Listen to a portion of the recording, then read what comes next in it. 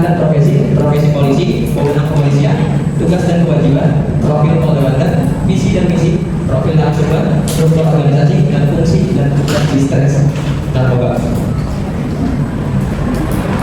Selanjutnya akan dibahas oleh teman saya.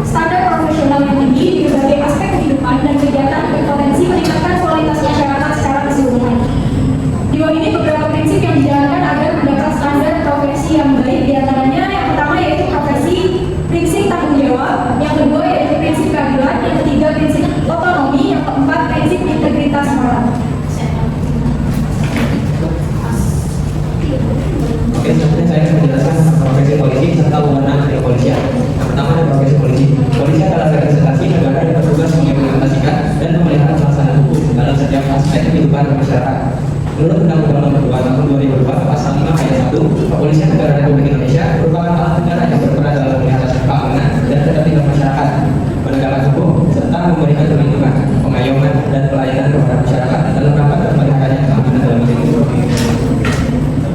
Selanjutnya ada wewenang kepolisian. Wewenang kepolisian adalah hak sekaligus tanggung jawab yang diberikan kepada polisi untuk menjalankan fungsi penegakan hukum, menjaga ketertiban umum, serta melakukan pencegahan kejahatan.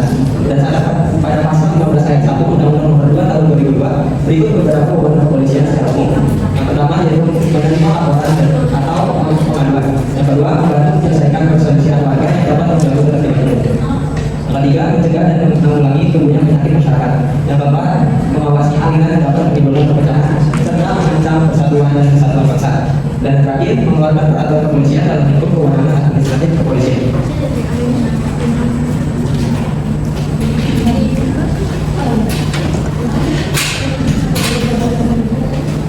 Baik, di sini selanjutnya ada tugas dan kewajiban dari kepolisian.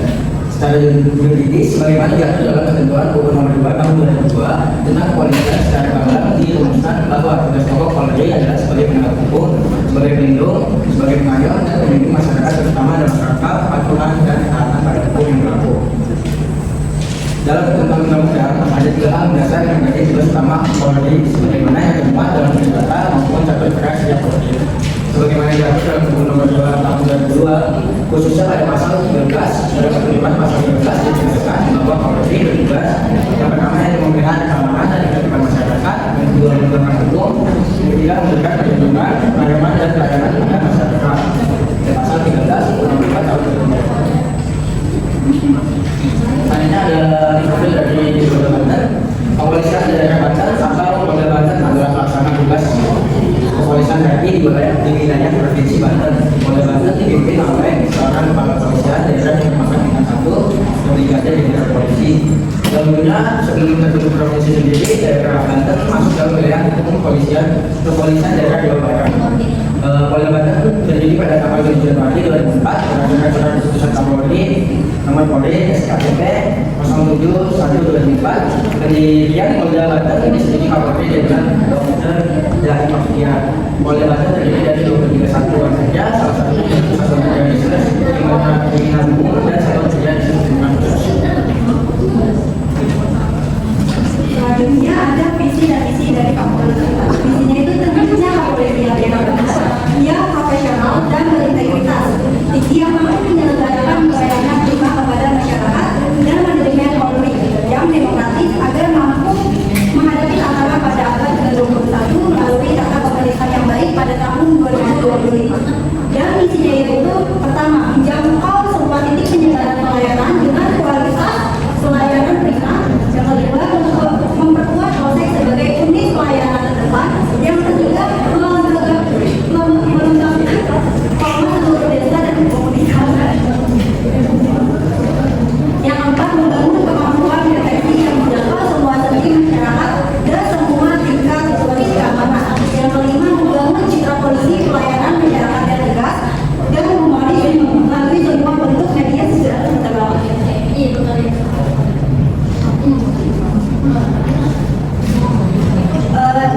Profil narasumbernya kita mewawancarai yaitu Bapak Kompol Ahmad Deni. Kompol ini adalah singkatan dari Komisaris Polisi yang telah mengabdi di Direktorat Narkoba Polda Banten selama 25 tahun.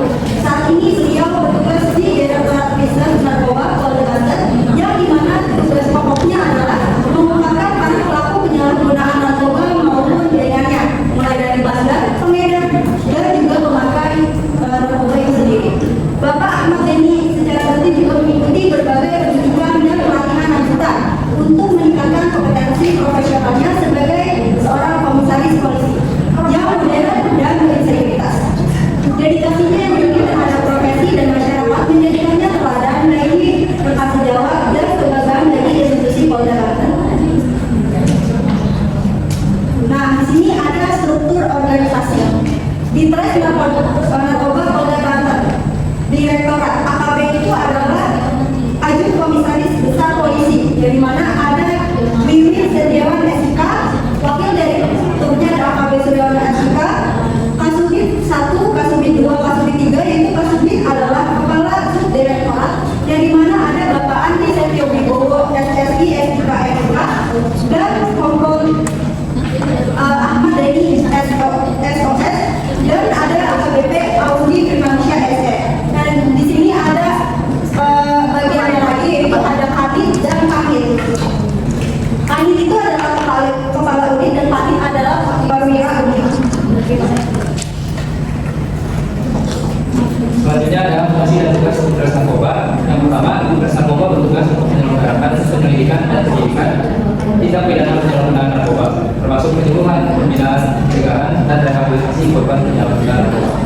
Yang kedua, dalam melaksanakan tugas Polres Narkoba, menyelenggarakan fungsi yang pertama, penyelidikan dan penyidikan tindak pidana penyalahgunaan narkoba. Yang kedua, pembinaan dan penyuluhan dalam rangka pencegahan dan rehabilitasi korban penyalahgunaan narkoba. Yang ketiga, pelaksanaan pengawasan penyidikan tindak pidana narkoba di lingkungan Polda. Yang keempat, pengumpulan dan pengolahan data serta menyajikan informasi dan dokumentasi kegiatan di Polres Narkoba. Yang terakhir, penganalisisan kasus narkoba beserta penanganannya, mempelajari dan mengkaji efektivitas pelaksanaan tugas dari Polres Narkoba. terakhir ada kesimpulan berdasarkan pada hasil analisis profesi kepolisian di Polda Banten, khususnya pada divisi Dinkes Narkoba, teridentifikasi sebagai pekerjaan dan memerlukan kompetensi spesifik, pengabdian yang besar, serta tanggung jawab profesional dalam mewujudkan keamanan dan ketertiban. Personel Polri dalam divisi ini tidak sekedar menegakkan hukum melalui menindak pelanggaran, tetapi juga berperan sebagai pelindung, pengayom, dan pelayan bagi masyarakat. Baik, seperti itu saja presentasi dari kelompok kami. Selanjutnya akan memasuki sesi tanya jawab. Yang ingin bertanya bisa angkat tangan langsung sendiri, sebutkan nama dan asal kelompoknya lalu bertanya. Ya, boleh silakan Abi. Bertanya apa?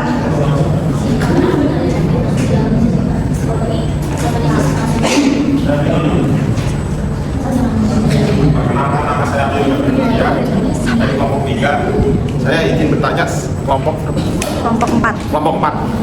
Sebelumnya, maaf kalau pertanyaannya agak susah.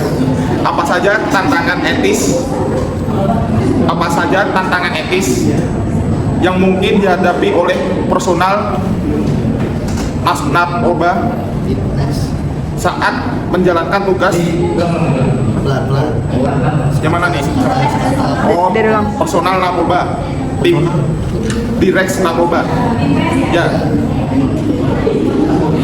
Saat menjalankan tugas dan bagaimana standar profesi dapat menjadi solusi untuk mengatasinya. Sekian, terima kasih. Selanjutnya yang bertanya. Perkenalkan, saya Hendra Antonio dari kelompok 5. Ingin bertanya, bagaimana polisi berinteraksi dan membangun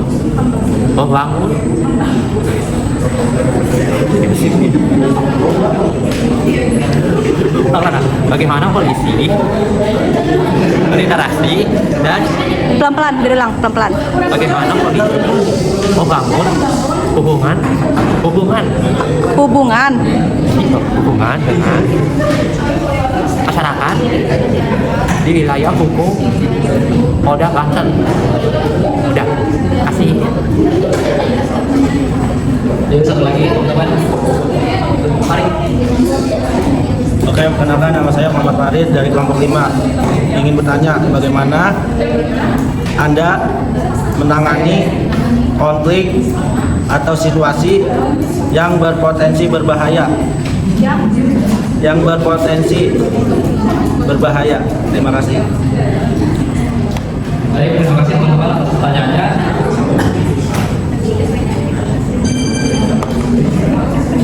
Kami akan berdiskusi sebentar untuk menjawab pertanyaan dari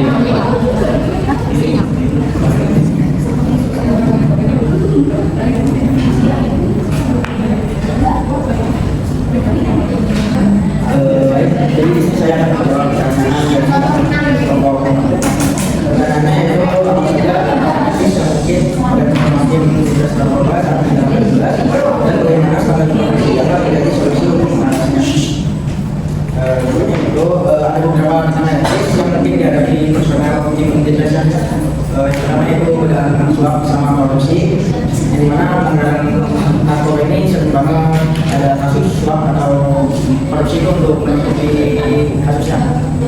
Yang kedua yaitu ada penggunaan kekerasan berlebihan, di mana dalam proses penangkapannya itu terkadang muncul tekanan emosional atau psikologis, di mana untuk menggunakan kekerasan fisik dan melampaui batas pelanggarannya. Yang ketiga ada pelanggaran prosedur, di mana ada efisiensi atau pelanggaran target, soalnya mungkin bisa buat melanggar SOP-nya, melanggar prosedurnya. Yang keempat yaitu diskriminasi dan profiling, kelima ada konflik kepentingan, dan keenam ada publik dan media, ketiga ada terima informasi rahasia, delapan ada penggunaan informasi dari informan. Untuk standar profesi untuk menjadi solusinya yaitu dengan pada yang jelas, rekrutmen dan pelatihan yang ketat, pengawasan dan akuntabilitas yang efektif, serta transparansi dan akuntabilitas publik. Ya, terima kasih.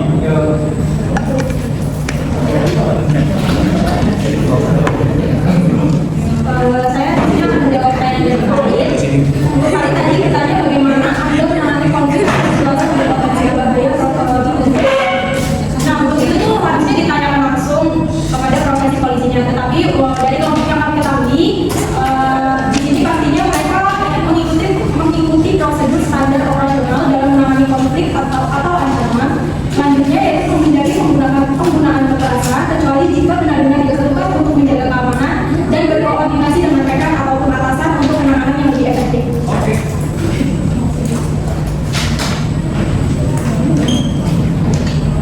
Di sini saya akan menjawab pertanyaan dari Arwi.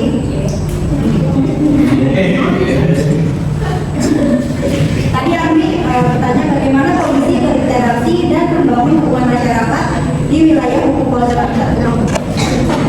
Untuk membangun hubungan antara polisi dan masyarakat di wilayah hukum Polda Banten dilakukan melalui berbagai strategi yang mengedepankan pendekatan humanis, partisipatif, dan preventif. Nah, pendekatan itu dengan cara pelayanan publik yang humanis, terus juga kegiatan sosial dan keagamaan, dan terakhir media sosial dan komunitas digital. Cukup lagi. Terima kasih.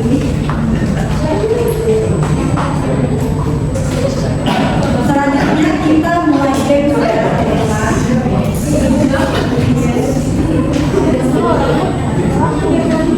Adanya sama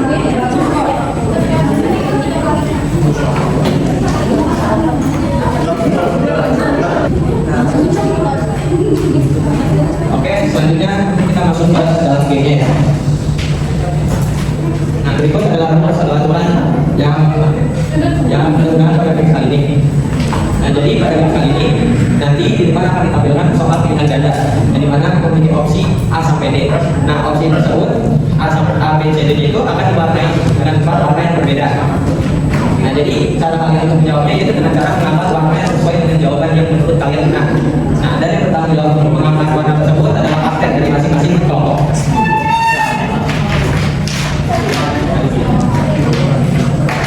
Oke, mungkin untuk perwakilan kelompok atau kapten boleh diangkat.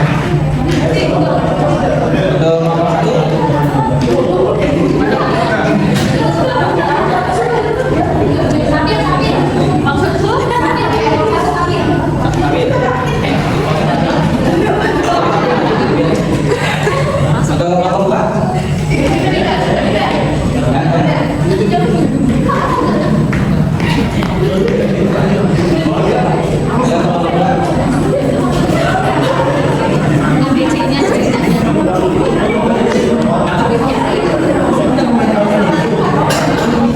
Lanjutnya atau mau lihat?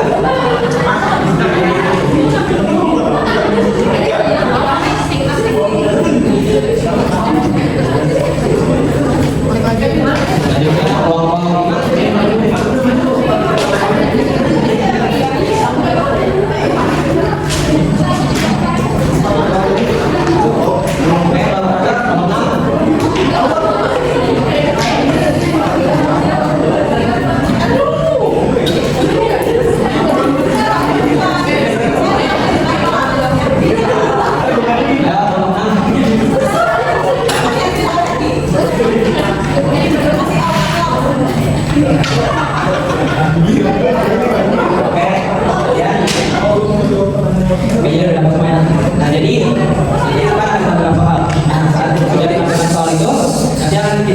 15 detik. Jadi saya akan hitung 1 sampai 15. Nah, dalam waktu 15 detik itu kalian boleh berebutan atau dulu-duluan menangkap warna. Ya. Nah, tapi jika dalam 15 detik itu tidak ada satu kelompok yang angkat, nanti kita langsung lanjut ke soal selanjutnya. Dan soal itu nanti dinyatakan gugur. Oke. Nah, tim yang berhasil mendapatkan poin adalah tim yang berhasil mengangkat duluan dan jawab warna yang sesuai dengan jawaban yang benar dan mendapatkan 2 poin. Nah, kalau salah akan mendapatkan pengurangan 1 poin. Oke, ngerti ya? Ngerti ya? Ada ini. Jawabannya apa ya? Baiklah. Oke ya, coba kita ini ya contoh soal pertama. Satu, dua. Hah? Kelihatan.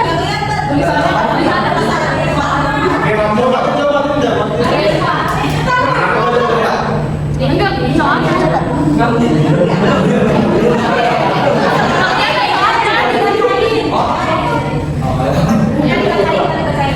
Ayo. Satu, dua, tiga.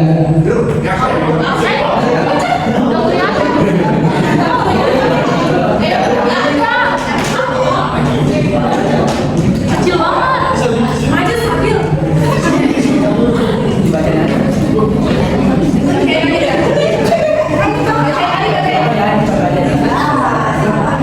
Kamu lihat nggak Pak?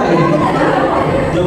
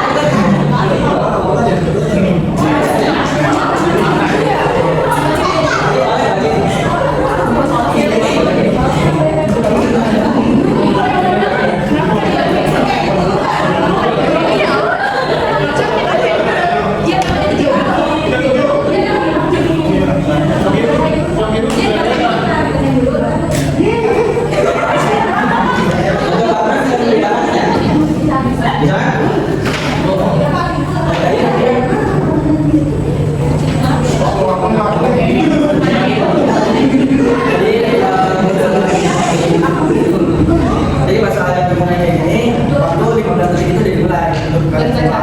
Ya, jadi kalian rebutan langsung akan salah satu jawabannya. Ya, jadi misalnya nih, ini soalnya udah dimulai. Kalian mau pilih jawabannya, jadi kalian langsung. Nanti kalian sekali.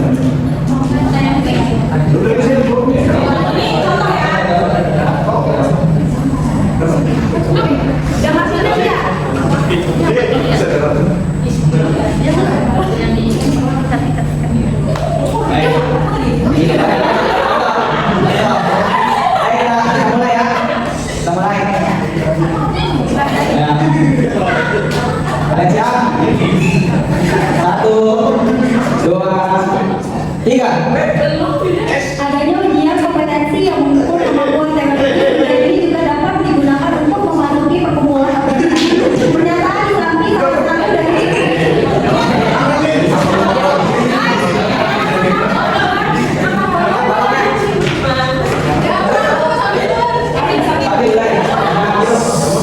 Oke, apakah benar jawaban untuk nomor dua adalah warna biru?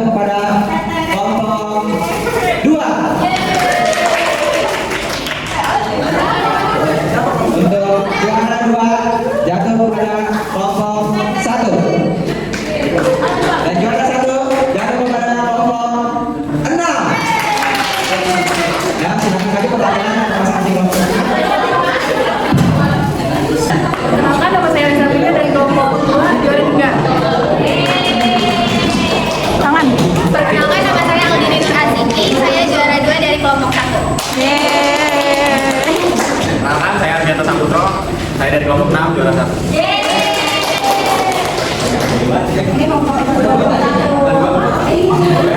HP gua. Foto kan? Nih, foto.